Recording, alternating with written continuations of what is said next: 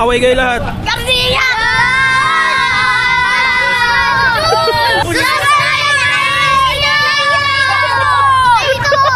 Okay boys, ito yung shoot natin ngayon. ALC boy! Pogi ng owner oh. Englishero yan. Hi guys. Pupunta muna namin sa area. Gando. Let's go. Saan ba tayo mag-shoot? Anong pangalan nun? Dear Joe. Dear Joe. Joke lang guys, nagtatagalog to. Pakilala pala muna bro. My name is Andrew Lahamedjan. For the kids ka talaga bro, no? Ganda naman dito, tol. Nakikita ko sa scenery. May moonroof. Moonroof ba to? Sunroof? Sunroof. Ano tong sasakyan natin? So ito is a 1998 na LC90. Okay. Gasoline variant siya na 5VZ engine. Tsaka iba yung feeling talaga ng Land Cruiser, no? Iba, no? Siyempre, marami ka na vlog na Pajero, di ba? Ikaw bro, matanong kita, anong nafe-feel mong iba sa Prado? Suspension, medyo walang umaalog, walang maingay. Diba? Mas stable, no? Mas stable, medyo mas firm. Oo. Kasi yung Pajero, honestly, medyo, na-feel ko doon, medyo may pagka-90s vibe. Yes, oo. Ito medyo mga 2000, lockdown ng mga 2 years. Tama ba? Ito ba yung kalaban ng Pajero? Kasabayan? Yes, kasabayan ng Fieldmaster. Kumbaga kakompetensya sa ibang brand? Yes, oo. Well, iba yung road presence niya. First of all, yung road presence. Yayamanin, ganon? Well, elite yung dating. Maganda elitista? Isa ka bang elitista? Iba yung arrive niya eh. Tama. Kahit luma. So pupunta muna kami boys sa shooting area natin. Tapos doon natin sisimulan. Let's go. 5 minutes later. Andito na tayo ngayon sa ating panibagong vlog. Drew, kamusta? Hello. Pakilala ka pala muna ulit. Yes, once again, I'm Andrew, the owner of this Prado LC90. Meron kasing may Land Cruiser kasi, tsaka may Prado. No? Mayroong Land Cruiser lang na walang Prado. Yes. Anong pinagkaiba nun? Well, I don't know much between the variations, pero one thing I know is that yung Land Cruiser, mas mahal siya. And in terms of size, mas malaki si Land Cruiser. So si Prado, in terms of size, mas maliit. So pag nilagyan ng Prado, mas lumiliit siya, ganun? Medyo, iba yung ang Land Cruiser kasi na Land Cruiser lang, yung walang Prado, parang full-size SUV siya. Ito medyo mid-size SUV. I would say, oo. Kasi alam mo, nakwento mo sa akin may Pajero ka din. Yes, meron din akong Pajero na Fieldmaster. Ano naman pinagkaiba? Difference, I guess, back then, medyo team category sila, rivalry in the market. Pero you'd see a few of these on the road kasi medyo mas mahal siya back then nung time na sabay silang binibenta in the market.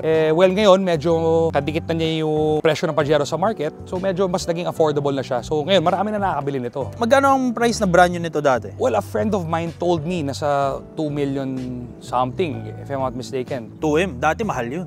Yes, so back then, iba cost of money noon back then. Conversion nun ngayon, mga nasa Land Cruiser talaga eh. Land Cruiser talaga, no? So yung sasakyan mo, parang clean look type shit, ganon? Yes.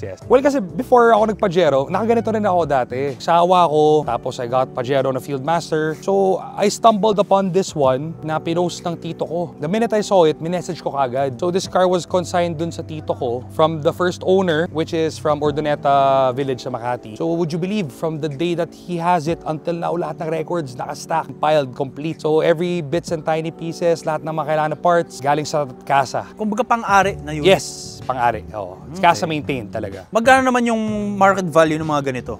Well, you would see ones na super fresh, nasa 5 plus, 600, and yung mga medyo may mga gagawin nasa 400, 350 to 450, mga ganun. Itong unit mo na to, special to kasi V6, tama di ba? Well, hindi naman. Mas marami ang gas variant nito than the diesel. Oo, mas maraming na-produce. So, this is a 5VZ FE 3.4 na V6. 3.4 liter na V6. Na V6. Pagka narinig na 3.4 tapos V6. Oh, kinakabahan eh. Kinakabahan. Alam mo na agad eh. Oo. Pero I would say any car naman na hindi properly maintained, it would consume a lot of gas. So as long as you keep it running properly, maintained, use the right fluids, and etc. For me, yung gas mileage ito, I'm doing more than 6 kilometers a liter on this one. Para sa V6, matipid For a yun. V6, that's already practical already. Pero tingin ko hindi. Medyo disagree ako doon sa sinabi mo na proper maintain. Bakit yung FJ Cruiser, lakas? Oo nga. Ay, cut mo doon. Cut mo doon. Familiar ka sa gas consumption ng FJ? FJ malakas talaga eh. Kahit anong maintain eh. Oo. Kulang lang tanggalin yung lahat. 3 kilometers per liter. Simula tayo sa harap, no? Sa paint pala, ganito talaga kakintab to ever since? Everything was original paint pa except for the silver part. Yung mga silver part na retouch na. So as you can see, yung decals niya orig pa rin, no? Yan. Okay, may patina effect. Yes, so... Yung paint, ganito talaga kintab to? Yes, so... Orig paint pa to? Orig paint pa, except for the silver parts. Kintab, no? Tsaka meron siyang ano, no? Ano tawag dito? Yung parang Maybach. Benz, yung Chedeng na logo, Maganda kanina habang nagdadrive. Medyo may nakalawit eh, no? Oo. Ganda niya, no? Tapos yung bull bar ba tawag dito? Yes, Bull bar ito tawag original din to. This is original. yan. So from Casa may ganyan talaga? Well, siguro pinalagay na kasi when it's released sa Casa, wala to eh. Aftermarket na to. Pero OEM. Option, kumbaga. Option, yes. Tapos sa headlight, ito pa yung mga Revo type eh, no? Oh, yung mga bubog, yung mga ano bubog talaga. type shit, no? Yan. No, hindi pa siya clear. Pero sa mga Fieldmaster, kasabayan nito, clear na. Clear, oh. Ito talaga yung nagbibigay ng 90s look na Yes. bubog headlight Oo. eh. So, stock wheels. Tapos, yun. Nakuha ko yung tires, set of 5 kay Choi from Tirona Tire Trading. Thank you for the set of 5 na BFG. So, ang binago mo lang sa look niya from Casa is naglagay ka ng rough road tires. From the first owner, ano lang, just tires, that's it. Parang agad siya pang off-road eh, no? Yes, so... Ang laki talaga nabibigay ng tire setup. Ng tires, eh. yes. Bakit yung ano neto, yung daily tires ba yung nakalagay dati? Before, ano lang, normal lang na highway terrain. Okay, hindi siya mukhang pang safari. Yes, so... Tapos ito uso to dati ng mga 90s eh, no? Yung Yes. mga ganitong decals. Yes, yeah, no. Tin, bakit naman clear tin? I got this, ganyan na. Hindi ko pa siya pinapatint. Well, ayoko ipatent. Ano lang, clean look lang. Tsaka makikita mo talaga kasi boys, yung leather interior eh, no? Yes. Pagang linis din eh, Power no? seats. Power seats? Power seats, yan. No? May mga variants ba rin ba na nito? Yung mga tela, Yes, cloth? yes. May variant din na fabric, carb type. Iba-iba. May carb type nito? Meron. That's a 2.7 na carb type na manual. Hindi ako familiar, pero ito ba yung mga kotse na mayayaman nung dati? I would say yes, oo. Tara, isa doon yan? Isa to doon eh. Back then, panahon to nila Ramos eh. Mga convoy, ganun? Oo. Kasabayan Okay. to ng Patrol Safari. Ginagamit sa mga PSG, di ba? Tapos syempre, disc brake likod. Yes. Laki ng gulong boys, oh. Para sa magtatanong, sukat is 265/70. 17, yes. 16. Sa likod naman, ano meron dito? So yan, nandyan yung variant, 4-wheel drive.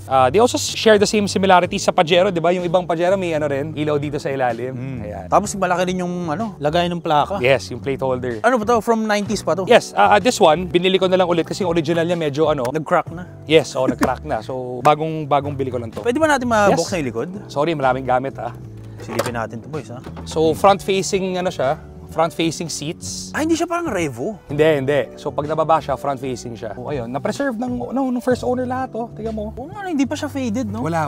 Tsaka yung loob, tol.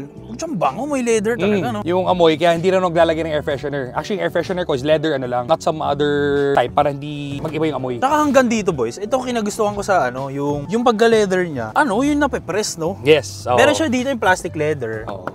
Pero ito, siya, Ito yung mga uso nung kasi karamihan ng mga sasakyan ngayon, inukita na lang na para maging leather, eh, no? Ito, dito to, leather. Same as the Pajero, may mga lagayan dito. Yan. Siyempre, kapag sinabi mong Land Cruiser, nakakatakot, kinakabahan nga ako, eh.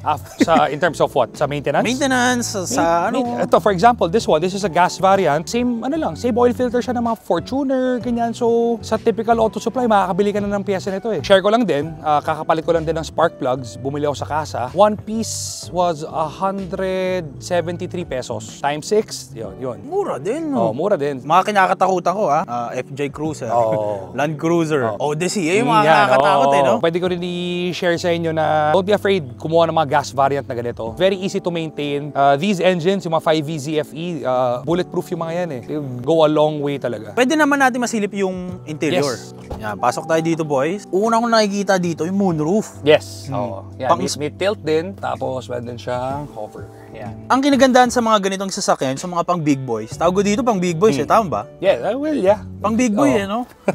Siya, leather seats. Leather, medyo quilted yung nalukot, no? Pero ganyan talaga siya, no? Yes, ganyan na. Tapos, yan, heated na rin siya. Both front seats are also heated already. Pero syempre, di natin gagamitin yan dito sa climate natin di ba? Dapat cold seats, no? Tapos meron siya mga, wooden accents, trims. wood trimmings, yes. So, ganda rin ng... tapos analog clock, tri-gauge, inclinometer, tapos temperature, lahat nandyan. Nagagamit mo pa rin yung mga yan? Well, to be honest, hindi. But it's just there. At least we know it's just there, di ba? It's functioning. So, ilang taon na to? 26-year-old car? Yes, so... Malinis, no? Yes, so... May upuan pa si baby sa likod. Yan, upuan ng anak ko yan. Hindi naman to mahirap sa mga sa mga aircon louvers, mga switches. In terms of marami naman support sa group, saka sa Casa, ang daming new old stocks. So when you say new old stocks, yun yung mga stocks pa doon dati na naiwan lang sa Casa na it's just there. Marami pang stock. So, sa Okay. planta. And again, it's a Toyota. So, wala kang kailangan ikabahala. There's a saying, di ba? Pag Toyota, kahit sa Mercury Drug, makakabili ka ng pyesa. Bobby, pwede natin masilip yung engine. Yes. Pakita natin yung engine nito, boys. Pakita natin yung engine. Kinakatakutang V6. Yan. So, this is, yan. Laki ng makina. 3.4, 4-cam na 24 valve. Workhorse talaga, no? Yes. So, Ano may mga downsides pala ng makina na to? Kasi parang matatamis lahat ng sinasabi mo eh. well, for me, owning 2 of these already na ganyan, never ako binigyan ng headache. Follow the proper PMS routine. Basta just check everything as like any normal car. So far, wala naman walang bad experience dito. Wala ka pa narinig ng mga nag-charon, head gasket. So far sa group namin na nakaganito, wala eh. Wala talaga? Wala eh. Wala kang masishare na bad experience? Wala. Pero yung common na wear and tear problems lang, like yung mga shock, yung mga pero those happen in any other cars din eh. So, I would say specifically dito sa Prado, wala. Pinagkunan ko nito maselan eh. Kaya so lahat ng na-address agad yung mga concern. Katangi-tangi ginawa ko lang dito is just change oil, that's it. Para magsimula yung bagong periodic schedule sa akin. So, hindi naman pala masyadong nakakatakot mag-ari ng Land Cruiser. No, hindi. Dapat lang meron na akong magkano ibabudget ko para sa ganito ka itsurang Land Cruiser. Well, a clean one right now, I'm seeing some in the market, 480, 470. Ito gusto ko malaman kasi Montero, yung mga 2013, 2012. Yes, medyo ganun din dikit, no? diba? Oo. Dikit eh. Kamusta? Anong mas gusto mo dyan? I would go for this. Pa rin? I would go for this pa rin, yes. Dahil old money look, ganun? Well, so far, puro change oil lang gagawin mo dito. If you get those Montero sa 2012, 2013, address mo pa yung concern mo sa turbo. Pag nag-low power, you gotta clean the EGR. Dami. Less electronics and less problems to deal with. Sabagay kasi marami rin ang mga tropa, kadalasan low power talaga problema nila. No? Oo. Gone are the days na yung mga matitibay talaga. Ultimo yung kaha, bro, di ba? Pansinin mo, yung mga bagong modelo ngayon ng mga kotse, konting ganyan mo lang lulubog na. Hindi na tulad ganito na makakapal pa yung body. Bibigat ng kahan nito pag tinanggal eh, di ba? Oo. Anong gusto mong ibigay na tips para sa mga gusto kumuha ng ganitong big boy na kotse? Specifically ito, kung gusto nyo kumuha, just check all fluids, tapos see to it na napalitan na yung timing belt. Parang any other car din, kung paano kayo tumingin ng ibang kotse pag bibili kayo, same goes for this. See to it na may history din ng mga service records para may idea rin kayo anong pinagdaanan ng auto. Any shoutouts? Shoutout sa tito ko, si Supreme Motor sa Makati. Yung good friend ko sa LC90 Group, si Terdy Pineda. Siya rin nagbibigay ng mga tips and advice sa akin dito. And Tirona Tire Trading, John Omac. Last question pala, may nakita ka na bang mas masariwa pa ditong LC? Well, yes. Oh, definitely. Doon sa group namin, marami. Maraming enthusiast din na ganito. Yes. Apparently, nung nabuo namin yung GC, biglang nagsuluputan. Ang dami rin pala. Oh, yun ang maganda kasi actually very important yan pag bumubuo ng isang kotse kasi marami kang reference, di ba? Yun. Oh. Mahirap naman, nag-iisa ka lang. Exactly. Ikaw lang nakaka-appreciate ng kotse mo, di ba? So, kagaya niyan, if I'm looking for a part, chat lang ako, then another member has that part I'm looking for, yun lang, we help each other. Bigayan lang. Thank you. At salamat, binigyan mo yun ng oras at mukhang mapapabili na naman ako. Yan.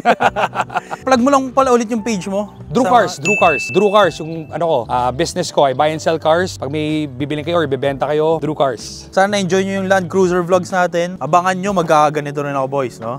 Balang araw. Dami ko ng balang araw tol eh. May sports car, may Hilux, ang dami na. Pero yun boys, sana nag-enjoy kayo. Kita-kits sa mga susunod na video. Peace out.